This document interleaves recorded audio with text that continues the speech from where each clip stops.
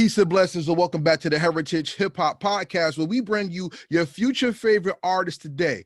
And let me tell y'all something. The thing I love about doing Heritage Hip Hop is I get to meet some of the best artists that I've never heard of. So when I get that good music and they give me that good vibe, we celebrate them and we tell everybody who they are. And here's one group that you need to know about. Please introduce yourself to the people. What's up, y'all? My name is Cin-Q, C-I-N-Q. I represent one half of the Mighty Loose Cannons. What's going on? What's up, folks? It's your boy Bootha Vandross, you know what I'm talking about.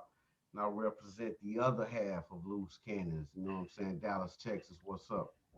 All right, they said halves. My name is Karev, and I'm 1/3 of the movement because the fans make the people, the groups pop. And without that voice, we don't know what to celebrate. So let's give the people a little bit of history. Tell us about Loose Cannons individually, and then how y'all came together as a group. Individually, man, when I started with three other guys, and we started as a group called Products of My Environment, POE, as some folks may know us.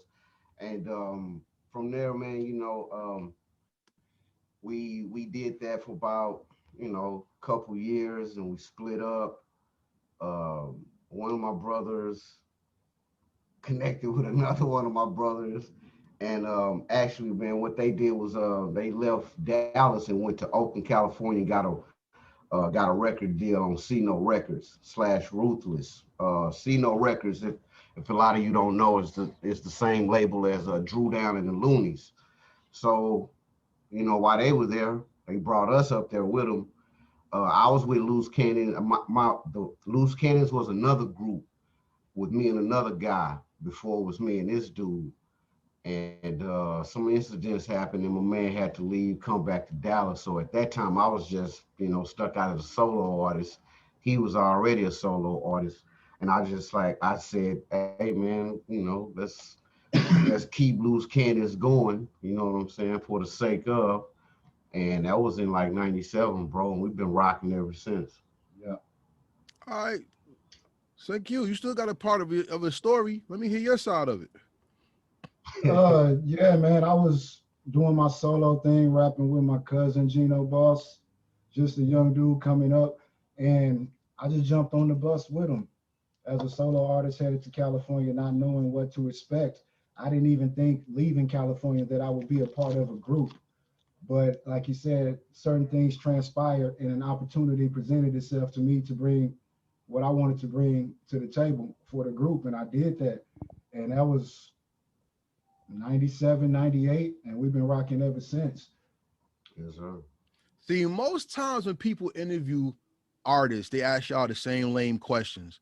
I hope y'all did your homework because we about to go in. And this is what it's all Let's about. go in. Both of you have similar styles, but different outlooks when it comes to delivery. Both of you more of a person who goes around the corner to bring you to the essence of the rhyme, and Cin-Q, you more of a person that's straight to the rhyme and then paints the picture from the inside out. When with y'all individual styles, did y'all form that together, or was that already there before y'all linked up with each other? It was there a little bit because we always hung around each other before the group was even formed. So he knew how I rap, I knew how he rapped. So it was there a little bit. We always thought each other were dope MCs. The trick was coming together and trying to fuse those two different styles together and find a sound that we were both comfortable with and then present it to everybody. But it was always there because we brothers before we a group, so we were always around each other anyway. Yeah, and I think it was more about, what I'm saying, like he said, both of us, we had already knew each other's styles. We were very familiar with each other's styles. And after we became a group, it was like, what I'm saying, us finding our sound to complement just exactly what you said, how I go around the corner and bring it back, and how he just comes straight out the gate and give it to you. So we had to find a sound that will complement what we were, our styles. And once we found the sound, man, we was we was off and running, bro, and we ain't looked back since. So offer me the opportunity to skip around a little bit. Do you mind? Yes, No, sir. sir. All No right. So doubt. like I said, we go in. The reason why I brought that up about different styles is because in a group, different people complement each other some type of way. Like that's what made Wu-Tang Clan so scary, that they all complement, but they all different.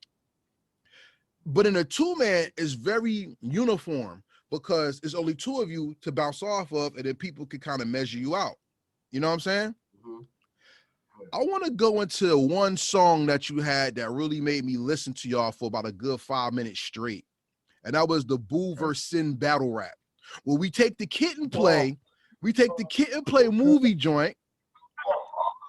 What happened? What happened? Talk to me. Talk to me. The Are fact you that you kidding? even brought that up, Are you man. kidding Whoa. me, man? I told you, yo. We'll go into that in a minute. Let's go to the question though. But the Boo versus Sin battle rap. Not only did that show me that y'all got soul when it comes to the culture, but you're keeping it alive by bringing Memory Lane and the Park Bench to the keyboard and the memory screen. Tell me why that was Yeah. important to do, not that project, but that song first. First of all, we love that movie. We can quote that movie from beginning to end right now. We So quote it every day. we quote it every, it's a part of our everyday lingo. We just throw out some lines. You know what I'm saying? So the love of that movie, along with the project that we were doing, it all just came together because it was a light bulb idea. We were trying to finish that project, and I don't know where the idea came from, but it just popped up out of the blue. And we were like, yo, I don't remember nobody ever doing this. And if they did, they didn't do it like we gonna do it. All You know what I right. mean? So we was like, let's just do it, see how it come out and have some fun with it. Because we always love that part in the movie, you know what I'm saying, Bilal and all that shit. So it was cool, man. Yeah, man. Yeah, it was just recapturing it was just recapturing the moment from one of the from a movie that's man, just like, you know, part of urban culture. You know what I'm saying? And we just wanted to reinvent that moment real quick, man. And geez, we've never talked about that with nobody. Nobody, bro. Welcome to Heritage Hip Hop. Because at the end of the day, like I said, if I don't listen to your music, I cannot interview you. Right And on, brother. what you Yeah. did for me was what I wanted some of the newer hip hop groups to do. And when I say new, I don't mean just youngins. I mean people to show that they have depth in our culture. Because if hip hop truly is a culture, we have to have depth of knowledge to be able to not only do it, but to appreciate it. And I'm telling you from the door, right? When I heard brand new funk, I said, wait a minute now. These Hey, guys are different. This ain't regular. Sucker MCs, you know what I'm saying? Renegade. But my favorite joint on there by far was the Ready or Not. And Tonight's the Night. I'm a look, Jersey Wow. head. We Jersey over here. You know what I'm saying? So when I heard Hey, yeah, that, bro. yeah. yeah, so when I Right heard on, that, I'm like, yo, these guys are not only they nice, but yo, they're touching the pulse of the culture. Let me ask you a question. If hip hop truly is a culture, what is the most important part of the culture that hit you that made you want to continue the legacy of hip hop? For me, man, it always started with lyrics first. Excuse me, it always started with the lyrics first. No matter how dope the beat was, um, I tell people this all the time. When I heard the message, man, I was sold. Mm, You know what I'm saying? And that was no, you know, that wasn't no party joint. That was some slap you across the head and let's really see are you paying attention to what Melly is saying, bro. Like, are you really paying attention to this song? And at a very young age, I paid attention to what that dude was saying and started really looking at my surroundings, and it all made sense. And I said, whoa, so you can talk like this over a record? I was like, oh, okay, yeah, that's what I want to do. Outside of, you know what I'm saying, outside of being a big sports head, big sports fan, playing sports and all that, man, music was always the first love. And when I first heard the message, bro, I was gone. all Yeah, right. pretty much the same for me. It comes down to It comes down to the lyrics, the delivery, your cadence, and if it all makes sense. Because anybody can get on the track and be like blah blah blah bullshit bullshit over a dope beat. But if it don't make sense, then it's a disrespect to the canvas to continue to paint an incomplete picture. You dig what I'm saying? So we try our best to dive deep into lyrics and hoping that it makes some type of emotional connection.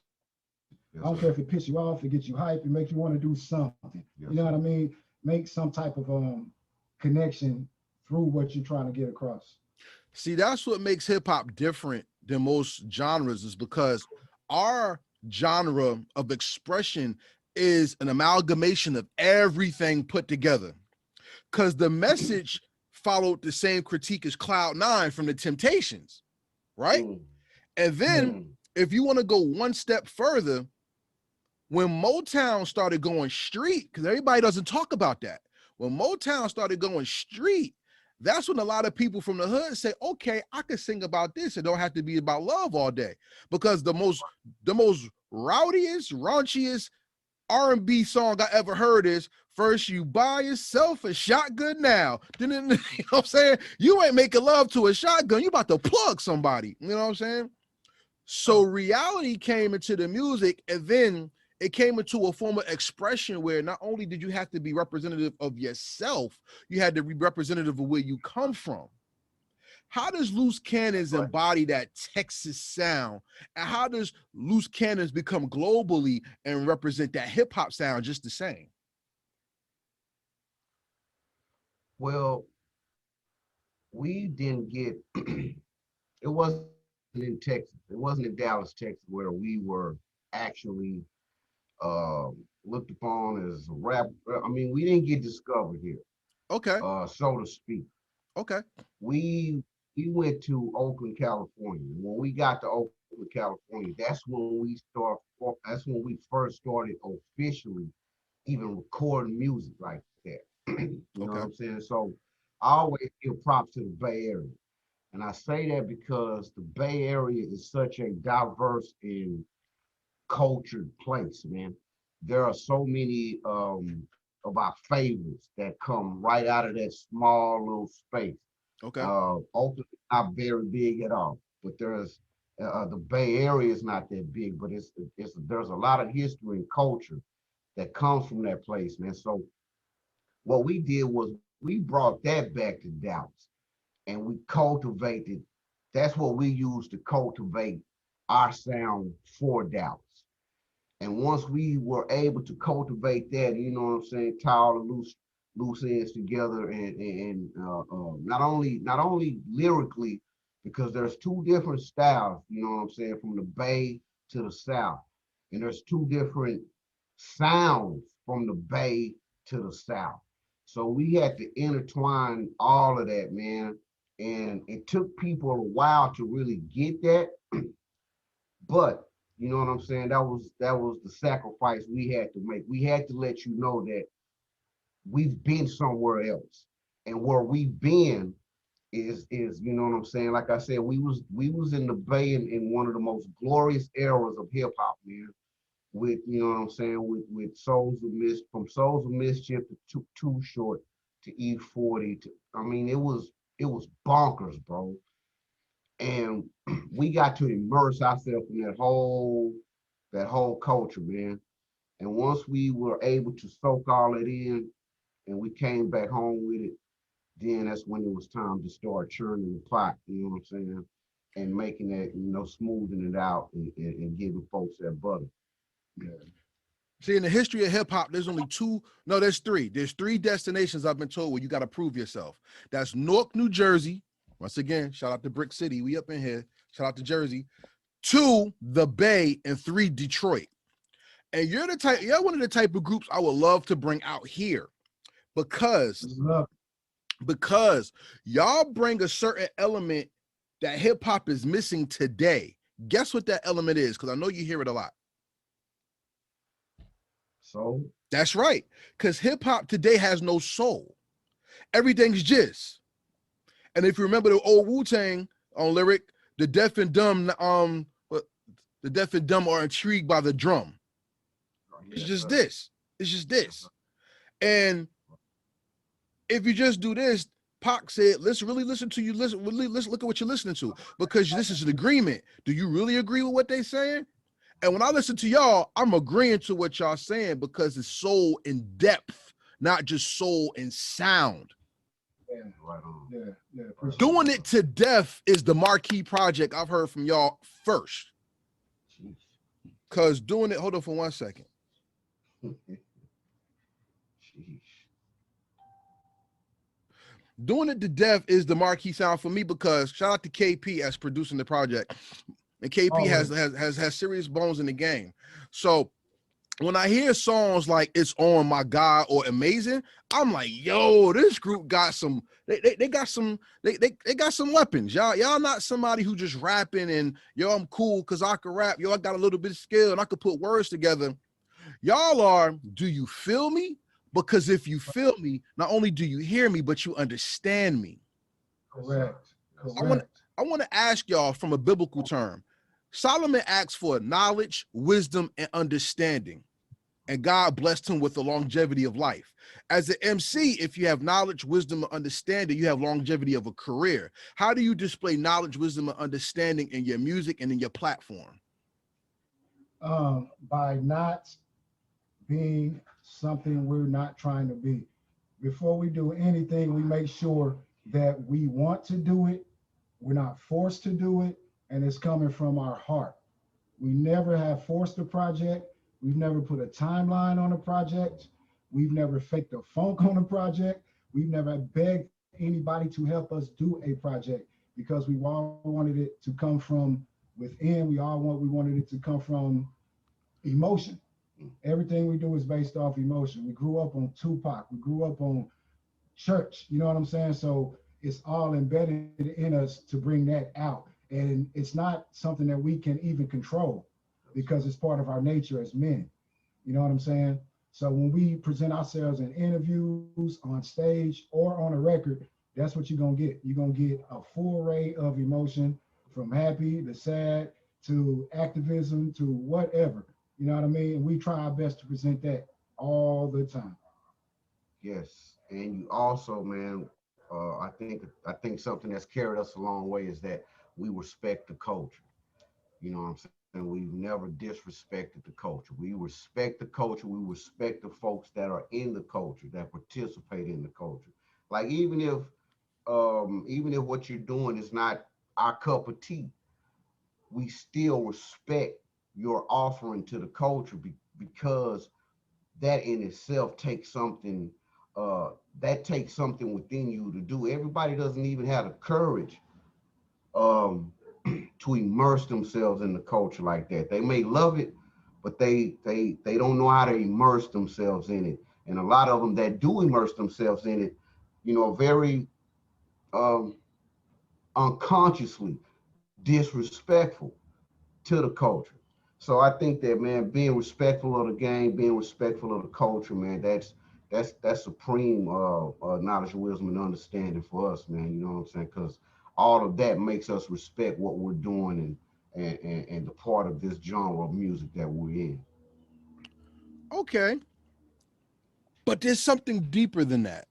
Because I want to give y'all credit for something that you may not give yourself credit for. Like I said, heritage hip hop, we give people their flowers and we give them their respect, because we take hip hop serious. Yes, I personally believe hip hop comes from God. Hip hop is not music. People say hip hop is like a culture, but most people don't understand what the hell culture means. Let me show you how fly you are in a different perspective. And we don't we're not flossing men on here. We actually talking about what we do and who we are. The Most High is so fly, right? He made trees. Y'all seen palm trees before, obviously, and you seen maple trees. yes, sir. The Most High was so fly that he gave two different styles and two different territories. That's hip hop, yo. Think about that. And the tree does the same thing. It gives life. Yes, sir. Everywhere you go where you feel your best, there's grass there. Grass does the same thing trees do. They give air. So you're perfectly clouded in oxygen to keep your body and your mind strong. That's the same thing that love is. When you're surrounded by love, there's nothing that's stronger that gives you life, correct? Correct. Marriage of sound and marriage of beat, sound, and emotions called harmony. In music, what do you create? You want to go, you find that perfect sound to create perfect harmony. That's life. Let's take it to what y'all do. Y'all marry yourselves to hip hop by not giving yourself one uniform sound, because doing it to death sounds different than Paul's playlist, right? So tell me how you're able to articulate your style and your voice from a producer's sound to not only your production, but going to a Grammy nominated producer and kick out something that is very soulful yet unique in delivery. That's learning from groups like Outkast to always challenge yourself. You know what I mean? Like I said a few moments ago, we try our best to never paint the same picture on that canvas. Every time we pick up the paintbrush, we try our best to create a different masterpiece. Some might be more beautiful than others, but we do our best to complete that. And we put it out there for the world to be the judge of it. We are our hardest critics, but we put it out there vulnerably, emotionally, and honestly. And everybody else run with it. We beg nobody to accept it. But the picture that we painted on those canvases, all different, are yours for the taking if you choose to go down that route with us. You know what I'm saying? We want to make sure there's a different variety, just like when you go to McDonald's and you got the number 1 through 8. You want to make sure that, you know what I mean? You're not just stuck on the number 1. Try that number 8, try the number 4, because you just might like it. That's what we try to do, variety, every time. Yes, but you know how y'all get disrespected? I'm sorry, I'm gonna cut you off. Go ahead. Brother. The thing that pisses me off though, and how I know y'all less disrespected in a way, is because people don't appreciate music the way they used to. That music comes out so much that people they're getting high off of it and leaving it alone. Y'all have music that people really should sit with though, because your lyrical content, y'all remind me, y'all come down the vein of the Native Tongues to me. Y'all are like a De La Soul, Jungle Brothers, Black Sheep, Tribe Called Quest, Soul Quarians, Common type group. Let's put Little Brother in there for the sake of argument. Let's put Little Brother and let's put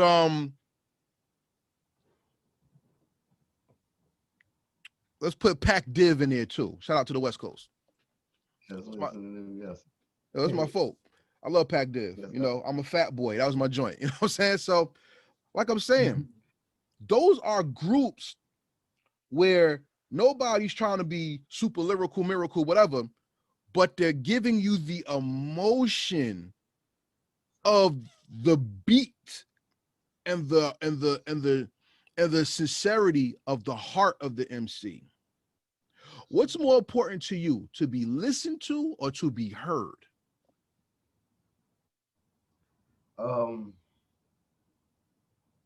I think if you're listening, you're hearing me. You know what I'm saying? If you listen to me, you done heard it. It's like my brother said, now it's on you. Once you heard it, it's on you to now choose. Do I really like hip hop for what hip hop really for what it stands for? Because if you do, then you're gonna hear that. You're gonna hear that from me and my bro. You know what I'm saying? If you really dig hip hop the way you say you dig it, then that's what you're gonna hear from us. And like we said, it ain't just number 1 on the menu. It's number 1 through 8. It's a whole variety. You know what I'm saying? It's a whole meal for you. And you can sit down with your meal at the table, eat your meal, and enjoy some real dope music, man. And it's you know what I'm saying. Like we said, we always say we bore the spirit of our ancestors, man. And I feel like that's what comes out through the music. You know what I'm saying? We bore the spirit of our ancestors and everything that they went through, bro. Is as far as whatever it was. You know what I'm saying? We bore that struggle, and that struggle comes out of us, and we try to do it in a beautiful manner. Yes, sir. All right, so shout out to everybody out there listening or watching this podcast or interview, whatever way you choose it, because we're going to do visual and audio. This is Corral for Heritage Hip Hop with the Loose Cannon, Cin-Q, and Bootha Vandross, one of those groups that if you looking for hip hop and you say it's not really hitting right, check them out because they got some dope music. Like their catalog is official. We're going to go into some of that catalog today. I was watching a movie called Buffed Up, right? And everybody know if you about that movie, them buffs was them shades that gave people clout. And it just so happens that y'all have a song called Shades that should have been in that movie soundtrack. You know what I'm saying? And Shades is a smooth song that brings back that feel good, yet that fly good too. Tell me about Shades and how you put that together. We wanted to make some family reunion barbecue music. Yeah. You know, we wanted to make some domino playing music. We wanted a song for the summer and springtime to catch the ladies in their sundresses and their glasses so they can Instagram and pick it up. Yeah. You know, and we wanted to make a song that you put on and you don't have to turn down. You can just leave it on in the background while you're talking and chilling and drinking, and it fit the time. So Shades is probably one of the coolest songs that we've done to date. And it came out real cool, man. Like, you know, put your shades on. Put your shades on. That song hot. It's not just cool. That's a dope song. I like it. You know what I'm saying? Like everybody doesn't need hip hop to bang somebody in the head. Sometimes, like I said, if it's a culture, it has to hit every ramification of the emotional spectrum. You know what I'm saying? And even Rapster. Like I might go through the videos, but as you see, I pick certain stuff that don't come out either. You know what I'm saying? And Rapster was hot too. But the song that really got me was Run. Now that video is very, very articulate and unique because not only are you rhyming in motion, but you're using motion to sell the lyric in the video. How important is it for Loose Cannons to have a visual that critiques, not accompanies, it critiques the lyrics so people are more intent on what's going on while listening to you? We try to always incorporate visually what we're saying. So, you know, like for instance, Run. Like you said, it's all in motion. That whole video is motion. We're on scooters, you know what I'm saying? Riding through the city, just riding through the city. Not only are we just riding through the city, but we're rapping while we're riding on the scooter. So us riding on that scooter, that motion, you know, that motion alone makes you want to pay attention to, okay, well, now I see them on the scooter. Now what the hell is what are they saying? Because the beat though, they you know what I'm saying, it's constant motion. So what are they saying? So I think it's, you know, visually, man, we always try to incorporate, we try to make sure that what we're saying is what you see, at least 75% of the video, you know what I'm saying? So I think that's what draws that would draw a person in, you know what I'm saying? Y'all shout out though. Y'all funny. Cause I'm gonna keep it real with you. The Holiday Tapes cover had me dying. You know what I'm saying? That had me dying. The Holiday Tape. Hey, I was like, my man went back to it went back to the 5 heartbeats with the old family picture. Like, what the hell is going on? You know what I'm saying? But I love it because that's paying homage. You know what I'm saying? Yes, before people had guns and shit on their damn album covers, people were smooth. They was with their families, you know what I'm saying? And salute to y'all for making a holiday tape because, like I said, in culture, we have tradition. We talk about 1973, the year hip hop was born. We talk about Kool Herc. Unfortunately, in hip hop, we talk about the many days MCs have passed away. But there are certain traditions of family that we have in hip hop as well. Like we have Summertime, DJ Jazzy Jeff and the Fresh Prince. We have our Mother's Day songs like Dear Mama, you know what I'm saying? And even Death Row made a damn Christmas song. You know, Santa Claus in the Hood. You know what I mean? So when I see songs like Let It Snow featuring the Loose Cannons, right? Or This Christmas, y'all listen to the songs for context. I'm not telling you everything. Go buy it for yourself, not stream. But when you even see that, that's a daring opportunity to just show the world that there's more to you than just what is perceived at hip hop. What's the biggest perception or stigma of hip hop that you have broken in somebody else's mind by performing and being a group? I think we surprise everybody because they think they know what they're getting when they hear the record, but when they see us, it's a whole different story. So it's like keeping that surprise element and surprise factor intact at all times, so people will never know what to expect next. It's always throwing a curveball instead of fastball. Yeah. Hey man, look. You know what I'm saying? Go ahead, man. You can't box us in. You know what I'm saying? Folks think they can box us in, and you've never been able. You can't box us in. Ali rope-a-dope style every time, you can't dog. box us in, man. Okay, but you know what? Let's go a little deeper into breaking that up, because you know what? There's another style of music called rhythm and blues. And the reason I never fully got into R&B music is because I couldn't really relate to it. You know, everybody, of course, everybody likes women or men or people are attracted to whoever they're attracted to, and they want to just have something to set the mood of relatability. But to me, I always thought that the songs about pain were the songs that stood out the most to me, or the songs that are about not only emotions, but about depth.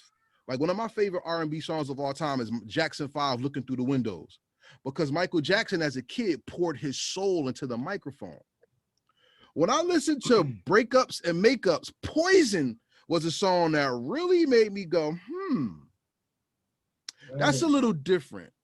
Tell me about that project and why you wanted to focus on the heart and then not only the soul, but the spirit of the vibe of the project as well, because as an overall project, it hit a certain vibe. We, first of all, we got love for women. We're men. We appreciate women of all shapes, colors, and all of that. We wanted to find a way to bring that out in a way that they would appreciate it, and it was different from what they were hearing, because every record got shorty this and my chick that and blah blah blah. So it's real hard to find a way to stand out from that type of catcalling when you're talking with a whisper to them. You know what I'm saying? So with Breakups and Makeups and part 2, the art of seduction, we wanted to find a unique way to get women's attention without taking it from them. You know what I'm saying? So with songs like Poison came from first the love of the original track. Secondly, from experiences, because we've all had our heart broke, we've all been upset with a woman, and we've all wanted a woman. So Poison was that song all mixed up into one. You know what I mean? Like, she gonna break your heart, but go for it. That's what Poison was.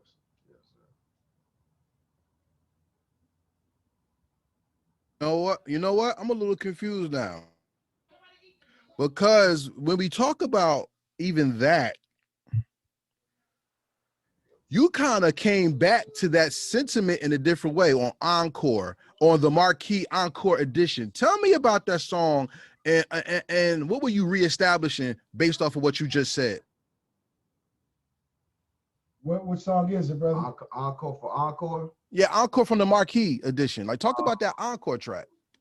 That track was basically the reintroduction. It's like, you know, like we the first Marquee, you know what I'm saying? So it's like after you hear the first Marquee and we walk off the stage and, you know, we hear the curtain call, encore, encore, come back, come back.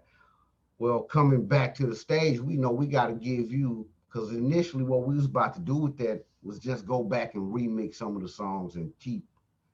And we was just like, the more and more we recorded, we was like, nah, bro, if they calling us back to do an encore, then we finna come back and hit them with 15 more different songs. Like, don't call us back to the stage to do the same song. We finna come back and give you 15 more. And now, so now what this is making you do is when you hear the encore, and I love I love Cheryl Lynn, you know what I'm saying? I love that song. I love it, man. You know, my bro was like, man, y'all need an intro song to really establish what this is about to be. And we went through a few, we even just went through some sound effects, and he was like, nah, I'm finna read, let me chop up encore for y'all. And yeah, and once he chopped up encore for us, man, and we got the you know what I'm saying, once he chopped up encore for us and sent it to us, man, it was just like, it was only right that we did that record. And that's also paying homage to someone like Cheryl Lynn, you know, one of the female R&B greats, you know what I'm saying? So yeah, that was just paying homage and opening it up the right way. I love how y'all did that, and salute to y'all for that. You know what I'm saying? Okay. Thank you. We're coming to the end of the of our time interviewing. How'd y'all like y'all interview tonight, man? Did we make some history tonight? This is one of the dopest interviews that we've been a part of, and we've done a lot in the last couple weeks. And this is, if not the top one so far, bro. You are amazing, bro. You're Appreciate that. amazing, bro. Appreciate that. Yeah. So before we finish out, I have one song in particular I want to ask you about that really hit my heart. And it was more than just doing that. It was like really sentimental. And that was Tycoon. Take your knee off our necks. Mm. And Yes, sir. Nina Simone said the responsibility of an artist is to make music that reflects the times and what we're living in. Strange fruit, change gonna come, fight the power. There's so many more.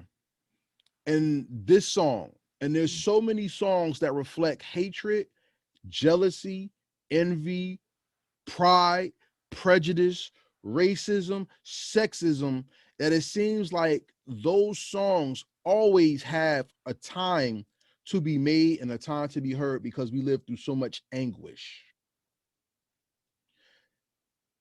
My question about that song is this: what as an artist, what does it mean to you to make that type of song and have to talk about that type of subject matter, or choose to, when so many artists don't even acknowledge it and don't even talk about it?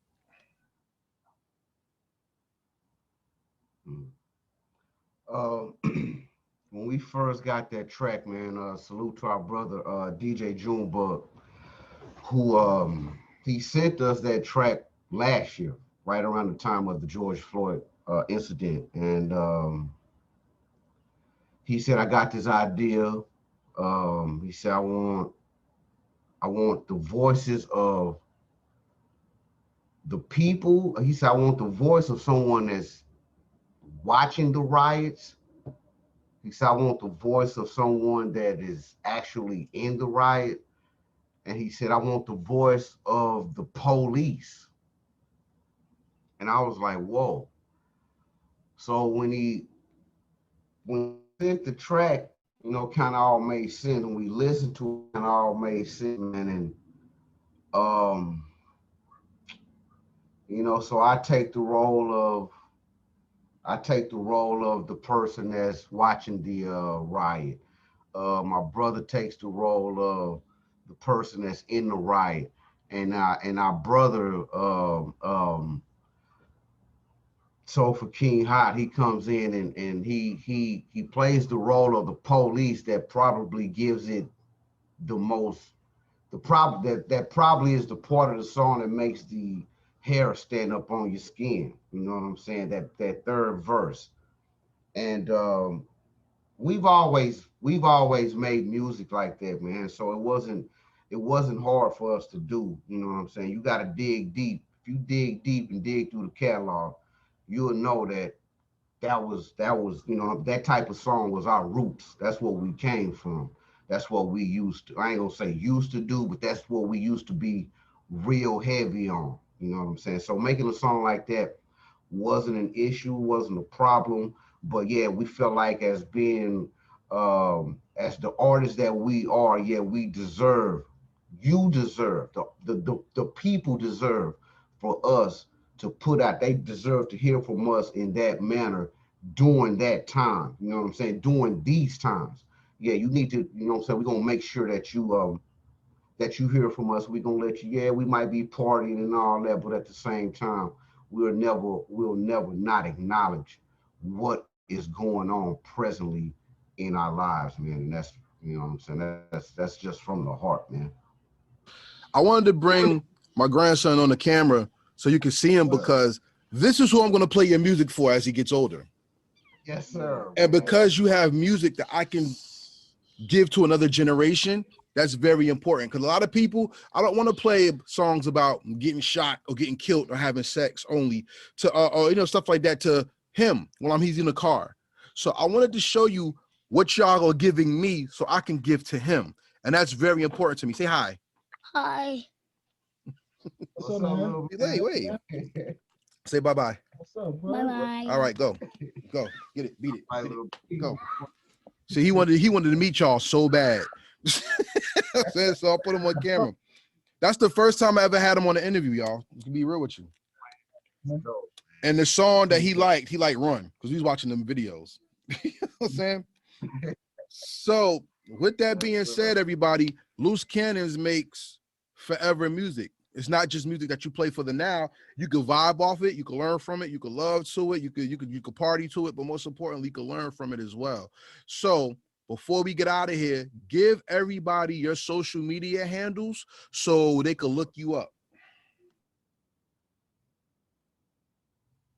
Yes, sir. You can first of all, you can always hit us on the website, which is we are the letter R LCS.live. We are LCS.live. Loose Cannons LCS. So I'm, you know, Twitter, Facebook, IG. Bootha Vandross is my handle. You can pretty much BOOTHA Vandross. You can Google me. You know what I'm saying? And my bro. At Cin-Q Clarence Tatum, Facebook, IG, Twitter, real simple. Or like you said, Google Loose Cannons. Yeah. We are LCs.live. Yes, sir. Website. That's what's up. But for everybody out there, we have to give our heritage hip hop stamp of approval. Do not stream their music, everybody. And if you want to stream it, do it to see if you like it. But if there's something that you like or you love, we ask that you purchase the music, because purchasing the music not only shows that you appreciate the artist, but you're paying into them. And I don't know about you, but I'm not a fan of slavery. And to rent your music and not own it is not only slavery, but the artist is not getting their full due and full pay or just due from the streaming services. So please, I ask, if you like their music or you love something about them, get that music, especially if it changes your life and it hits your emotions. Because by renting your music, if anything happened to the internet and there was no more internet, guess what? You don't have your music. So make sure you own your music and show the artist some respect, because Loose Cannons is a group that if you don't know them by now, after this interview, you're going to check them out. I guarantee it. Do you agree, gentlemen? Yes, sir. Wholeheartedly. Couldn't have said it better ourselves. And that's what I'm talking about, because guess what? I'm putting my money down in your catalog, period. Because like I said, y'all got some stuff that I love, and I'm not going to lie to you. I thank y'all for giving me the opportunity to interview you and to meet you. And when y'all come to Jersey, please look me up. I got a radio station I want to take y'all to. I want to show y'all all. Y'all my brand new thing, and I want to show everybody like I got this first. Hey, Let's man, do it, man. man, we gotta I gotta send you our info, man, so you can reach out to us. And we need your sizes, bro. You know, your teeth, especially for you, your grandson, you know, wifey, whatever. You know, send us some sizes, man. Let us send y'all some merch. Matter of fact, let us send y'all a little gift box, man. You know what I'm saying? From us to y'all. You know what I'm saying? So Hey, we could do that after the interview, and I would appreciate it, because guess what? I'm gonna wear it. I'm gonna play that music, so it's all good. But the interview is not over. That was only the first part of the interview. The next part of the interview is called the rapid fire questions. Would you like to play this game with us? Let's do it. All right, so the rapid fire questions are not yes, no questions. These are questions designated to show your depth of hip hop knowledge and how much you are immersed in the culture and knowledge of self, which is one of the main lessons hip hop has taught us. So y'all ready to go? Let's go. All right, y'all can Let's answer go. this question. All right, good. Y'all can answer this question individually or as a group. What song or album perfectly describes you that's not from your discography? That's not what? That you didn't make. It's from somebody else's catalog. Me Against the World, Tupac. I feel like that every day. I feel like that every day. Every day I wake up. Me Against the World is probably my favorite Pac album of all time, probably my favorite record of all time. So, yep, Me Against the World every day. I'm riding with that one. Every day. Memory Lane is a classic. Everybody wants to say there's no good music out nowadays. They're full of shit. That's a classic project y'all have. But there's certain beats that y'all have not done. So individually, because y'all have solo albums, right? And group albums. Individually, yes, I do my homework. Individually, right? I want to ask both of you, what's the perfect hip hop beat? Meaning, if that person never came out with that beat, it would have been your individual first single. Ooh. Ooh. Probably Tribe Called Quest, We Got the Jazz. Ooh. That'd probably be mine. Okay, that's one. Lucifer, Kanye. Ooh, wow. Y'all got all the soulful stuff going on, I see. It'll be something from Kanye West. His catalog so deep, but it'll be one of Kanye's joints for sure.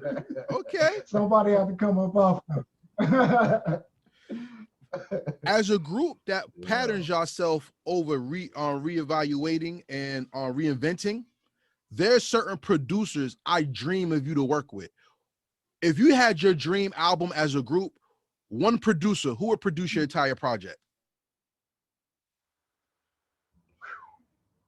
You know who I love, man, and he a sometime producer, but he produced a lot. Anderson .Paak. I want to work with Anderson .Paak desperately. Production, singing wise, songwriting wise, I want to work with Anderson .Paak. So my choice would be right now, Anderson .Paak. And mine would be one of the dudes who I think gets like just highly overlooked, but DJ Quick, man. DJ Quick is a say, man, like however good you think Dr. Dre is, however good you think Timbaland, all of them, however good you think them producers are, man.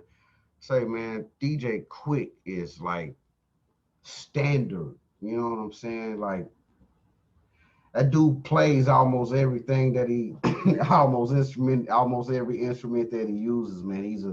He's a real gifted producer that I've always admired from afar, you know what I'm saying? So for me, it would be DJ Quick. Quick and Anderson .Paak. That's a hell of a record. That's a hell of a record. That's deep. Because in my estimation of y'all, I had different people. And I like how y'all made me think about that. I'm sure because we get it a lot. You know what I'm saying? We get it a lot, like, and we've heard names, you know, that from the west to the east to the mid, you know what I'm saying? To we've heard we've heard some of the greatest names of producers that, you know, if folks could really, if they could hear us with them, it would be that certain person. You know, I love Dilla, man. You know what I'm saying? I love Dilla. I love Knight. You know what I'm saying? I love Ye. You know, I love Timbaland. It's a bevy of producers that I really dig, man. But I just think just DJ Quick does something to me, man. Like he really does something to my soul, bro. Yeah, I mean what he did for Tony, and Come On, Let's Get Down. And then if you flip it and go to Just Like Compton, and then if you flip it again and go to Dollars and Cents, and then Anderson .Paak, you think about what he did on the Compton compilation. I mean, what was the last album he had? That was a classic too. Forgot the name of it offhand. But Like even Malibu. Malibu, that's it. That's it, yo. You're talking about excellent Tough. uses of sounds, not just beats. Because you got people who make beats who are music makers, and you got producers, and they encompass both. Who you just said, you know what I'm saying? I love it. I love it. So let's take this interview a step further and go deep, because I haven't actually one of my deepest questions yet. Y'all ready for this one? It's a good one. Both of you have different styles with the same purpose. So I want to ask you, do you translate the language of the music, or do you interpret the beat through writing with your pen?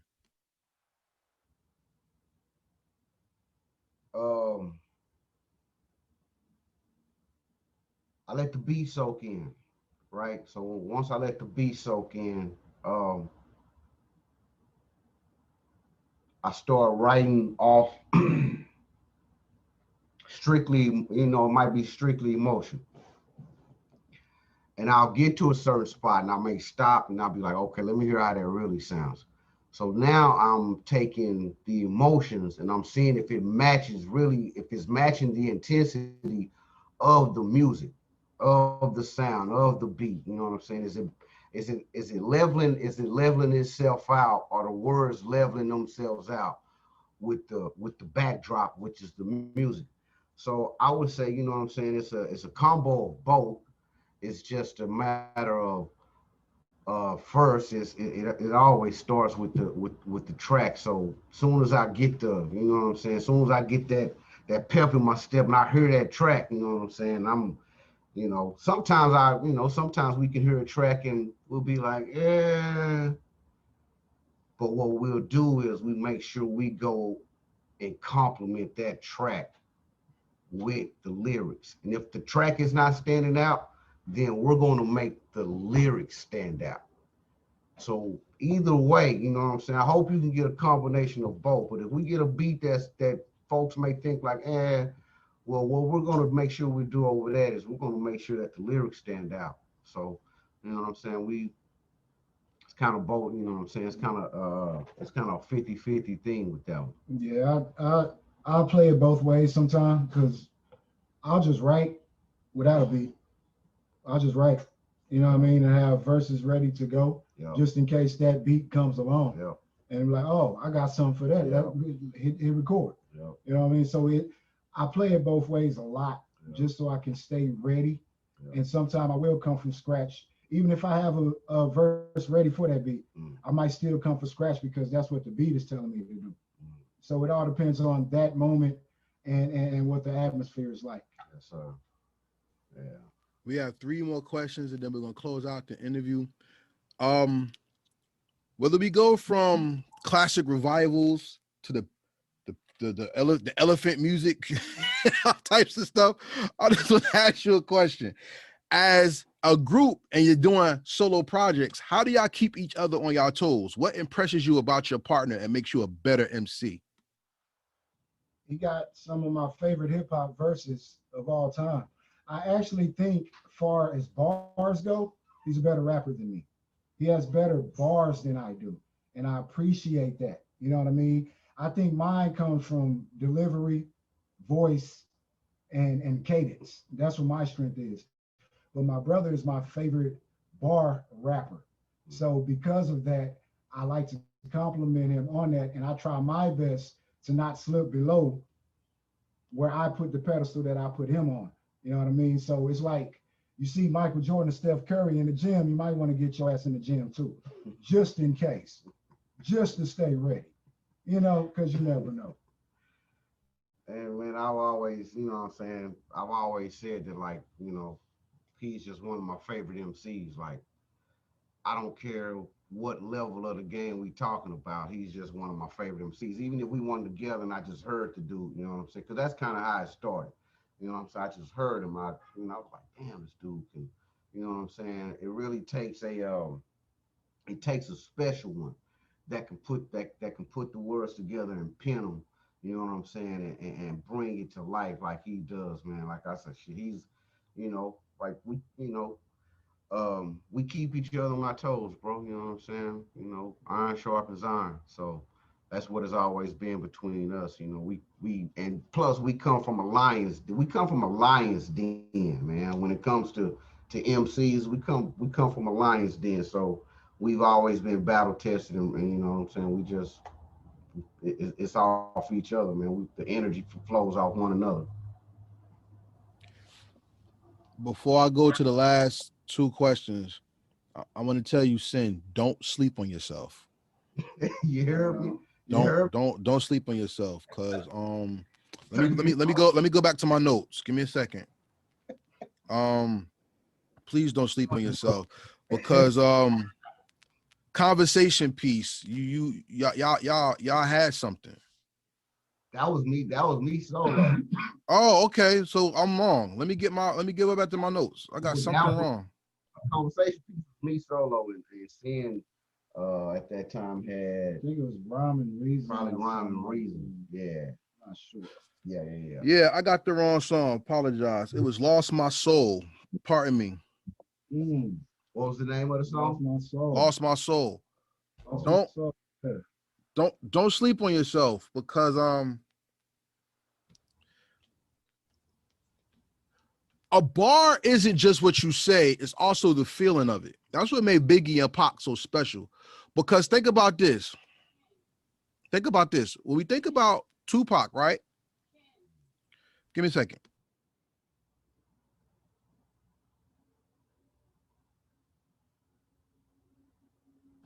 Sorry for that, y'all. Good, brother. Lost my train of thought. When we think about Pac and Biggie, Pac gave us this. Pac gave us the feel and the emotion of what it is to carry the baton. Mm. Biggie gave us the steps and the struggle of running with the baton. Mm. If I had to put it in perspective, think about Brenda's Got a Baby, where he's mellow. There's bars in that song, but it's not lyrical. Right. Whether you want to call it a flowologist or something, it was there. You said Me Against the World is your favorite. Yes, Think sir. about White Man's World. Mm. That's a classic, and it's very melodical. Where's the heavy bar in that song? Right. So don't Yeah. sleep on yourself. You got something, and don't say, "Well, I don't have this. I don't have." You have what you have, and you make it work. So whether you want to be in the Drake lane, the Kendrick Lamar lane, the I don't care, Q-Tip lane, or the Pac or DJ Quick or whatever, your lane is yours and you run it excellently. So please don't ever sleep on yourself. I will not allow you to do that to yourself now that I met you. Salute. For real. Salute. Don't sleep on yourself. And for my man Bootha, right? What I will say about you is this. Rhymes dictate the mind of a gentleman. Mm. Sin, delivery dictates the mind of a scholar. Mm. When you put together a gentleman and a scholar, you put together a teacher. And that's the embodiment of someone whose music will live on, not just be listened to. So salute to both of y'all as a collective.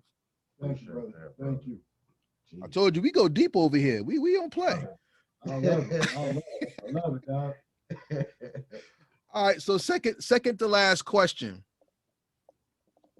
I usually ask this question to people who I really can't even ask this question the way I want to. I usually ask it because y'all already answered it 3 ways. I already know who you like to produce your record. I already know that y'all represent Texas and the Bay, right? Okay. So you have the gift of being like in more than one territory. You're almost like bi-coastal almost, you know what I'm saying? So I'm gonna ask you a philosophy question instead. We have different zones of hip hop: East Coast, West Coast, South, Midwest, stuff, etc. Right? What is the South, and how do we categorize it, because I don't believe the South is what people say it is. What do you say it is? How do we define it? South has always been the the South is the heart, because the South takes all of those sounds and makes that gumbo. And we never thought that we'd see the rise of the South to the point to where it's East Coast cats, it's Midwest cats, it's West Coast cats that will mimic the sound. And not only mimic the sound, they'll take it and make it their own.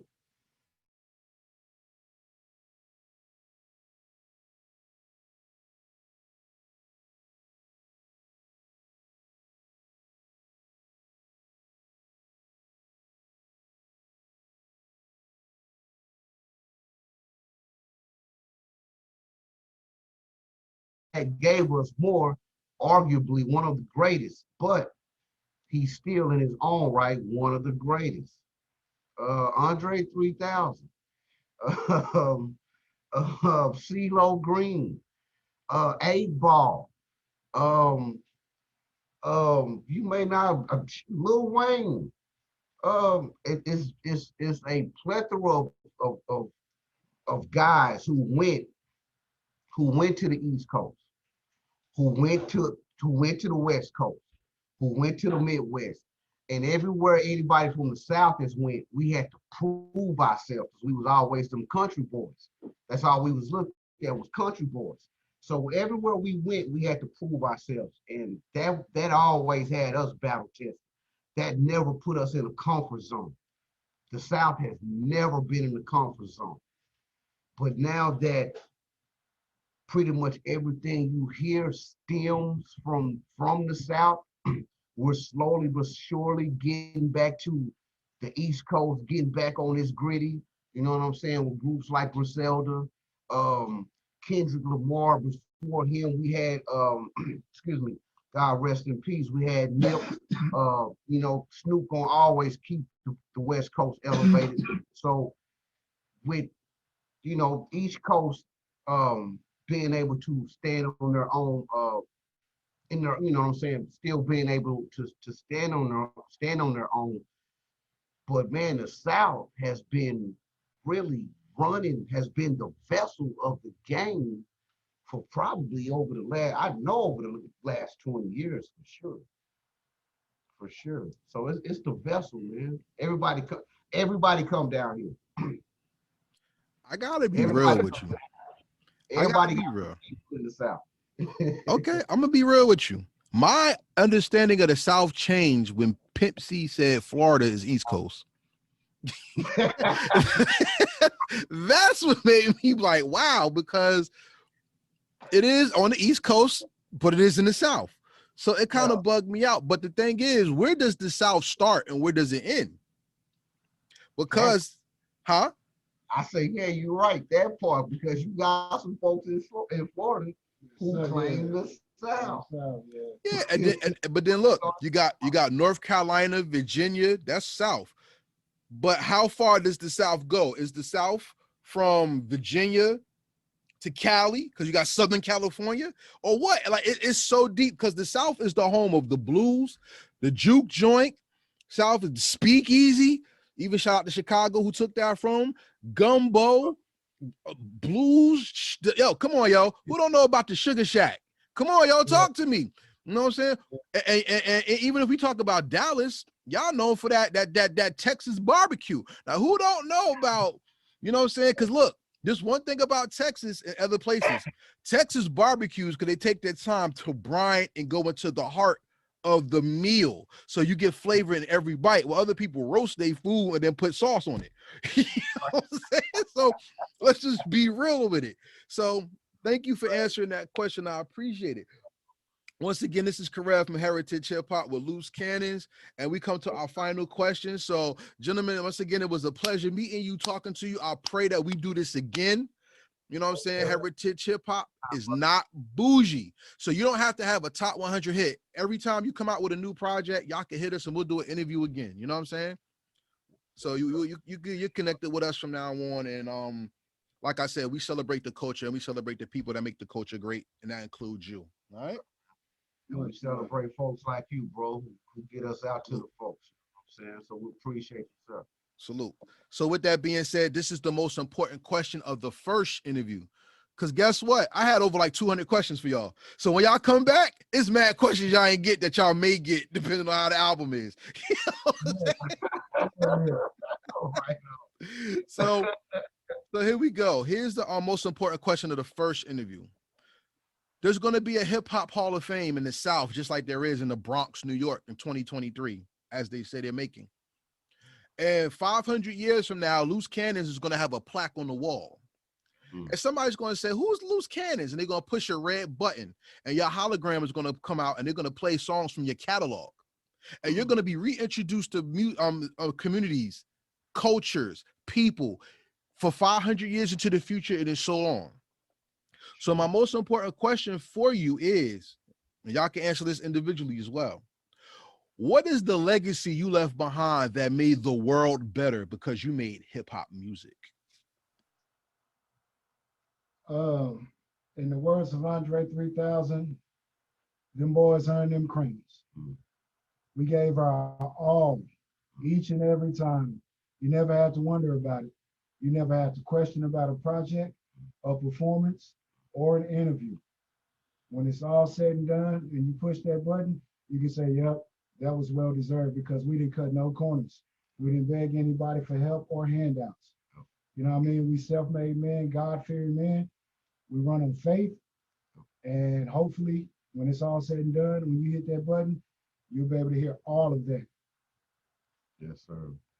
And also, man, we we know that there are some people that we've inspired individually and collectively. And that alone, man, and some of these people were, you know what I'm saying, some of our cats who we just consider our little brothers. You know, we probably met them when they were like 17, 18, bro. And they was out in the streets doing their thing. You know what I'm saying? Doing what 17, 18-year-olds do. I hate to say normally, but yeah, they banging, you know what I'm saying? The whole, you know, they flank all of that, man. And when they met us, bro, and heard our music, it was like the light shined on them that they could do something more than what they were doing, man. And that'll always go there. That'll always be one of my biggest, proudest moments, man, because my little brothers have turned out, you know what I'm saying, they're men, they're kings, you know what I'm saying, head of the household, you know, with their families and all of that, man.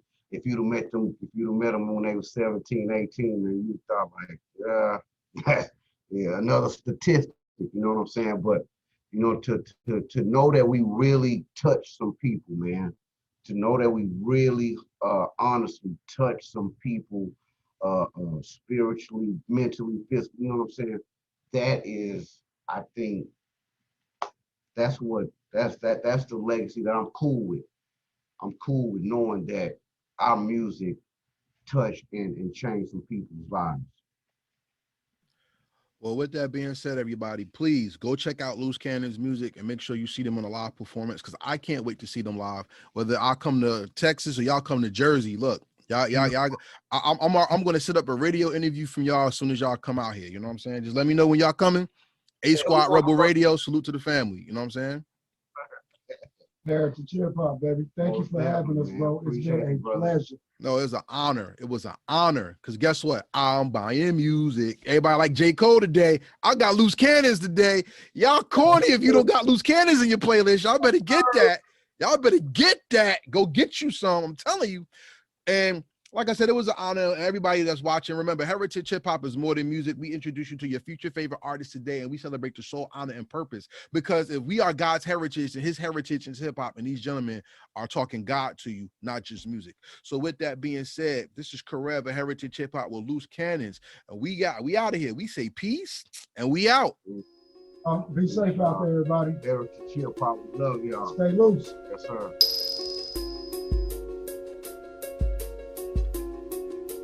Thank you for watching our presentation. We ask that you subscribe to our YouTube family and hit the notification bell for updates. Please like, comment, and share this video.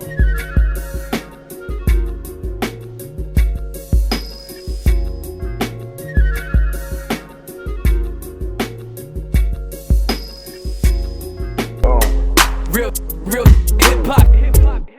Real